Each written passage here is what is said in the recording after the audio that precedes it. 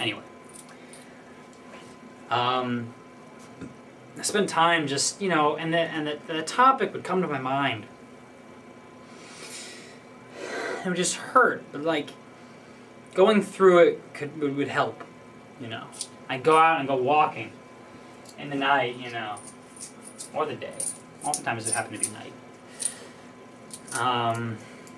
By talking to God, as I'm walking. Just kind of saying it all. Just getting off my chest. So this too is part of the healing process, isn't it?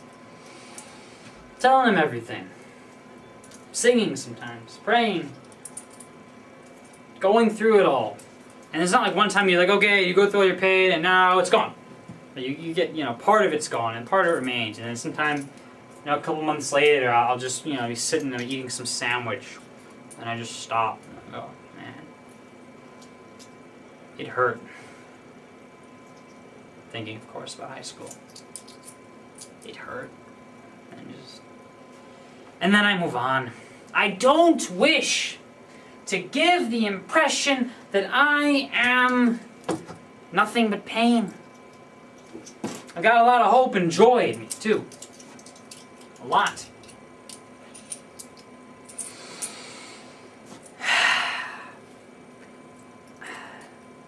I'm just trying to say everything.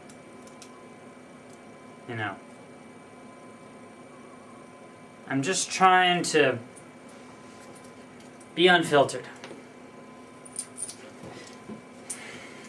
Just trying to communicate who I am, right?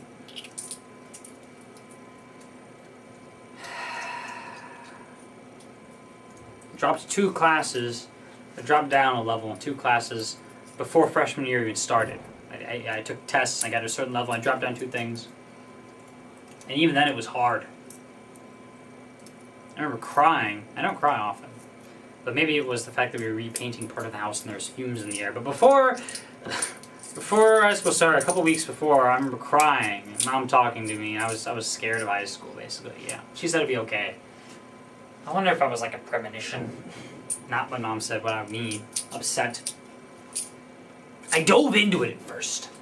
I said, oh, this is a challenge. I'll do it. It was too challenging. Which I did not see at the beginning.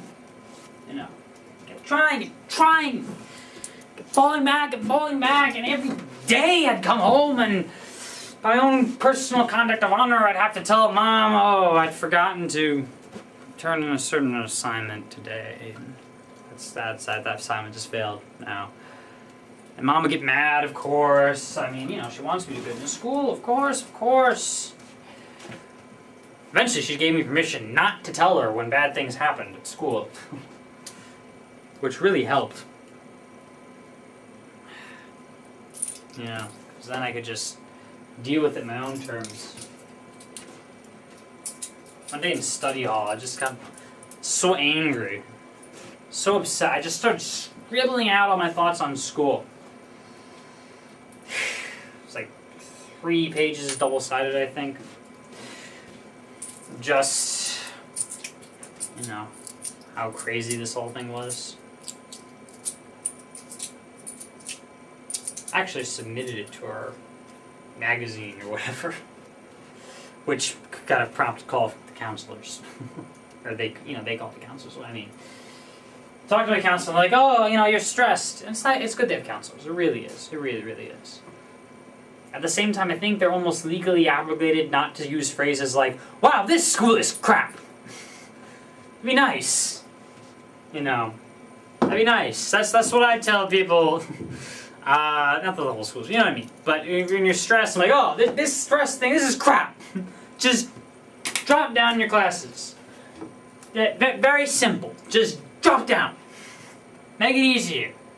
No. Which is a weird thing, because I'm sure someone out there listening says, are you lazy? Is that it? You're lazy, isn't that? Yeah. No.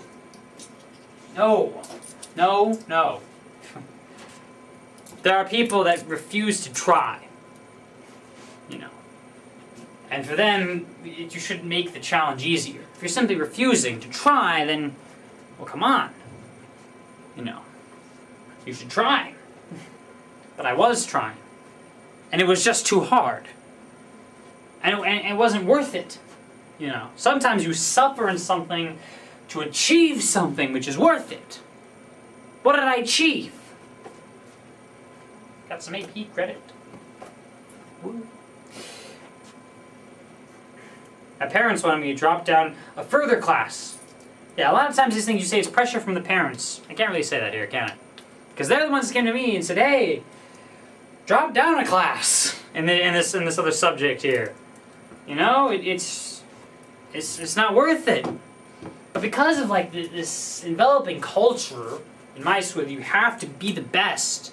I felt it would be disgrace to myself to drop down. So no, I can't. There are 2 classes I've dropped down already. I can't do this. I have to try. I thought it was my duty somehow, as if school were God. School is not God.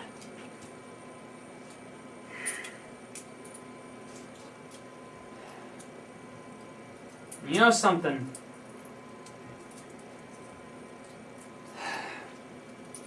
A lot of people think it is. A lot of people have suffered as I have suffered. And to all you, I'm saying, you have my sympathy.